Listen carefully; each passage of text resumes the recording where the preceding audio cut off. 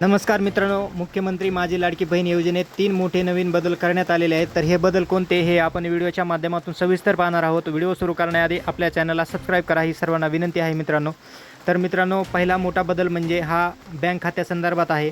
तर मित्रांनो, Indian post payment बँकेचे खाते हे बऱ्याच साऱ्या महिला लाभार्थ्याकडे होते, परंतु या अगोदर हे ग्राह्य धरले जात नव्हते. परंतु आता नवीन निर्णयानुसार इंडियन पोस्ट पेमेंट बँकेचे खाते देखील या योजनेसाठी ग्राह्य धरले जाणार आहेत.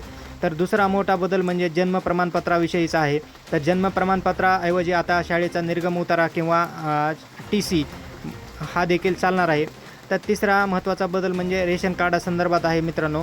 तर बऱ्याच साऱ्या लाभार्थ्याकडे रेशन कार्ड उपलब्ध नव्हते, काही जणांचे फाटले होते. त्या बऱ्याच साऱ्या लाभार्थ्यांनी तहसीलला अर्ज केले होते, परंतु एवढ्यात तात्काळ हे रेशन कार्ड मिळणं शक्य नाही. त्यामुळं आता शासनानं जी ऑनलाईनची प्रिंट आहे RCMSच्या पोर्टलवर निघते, ऑनलाईन प्रिंटसुद्धा आता रेशन कार्डची ग्राह्य धरला जाणार आहे. त्यामुळं तहसीलला न चक्रा मारता आता ऑनलाईन प्रिंट काढा आणि ती अपलोड करा, ही सुद्धा आता ग्राह्य धरला जाणार आहे मित्रांनो. तर मित्रांनो, माहिती आवडली असेल तर आपल्या चॅनलला सबस्क्राईब करा आणि बेल आयकॉन प्रेस करा.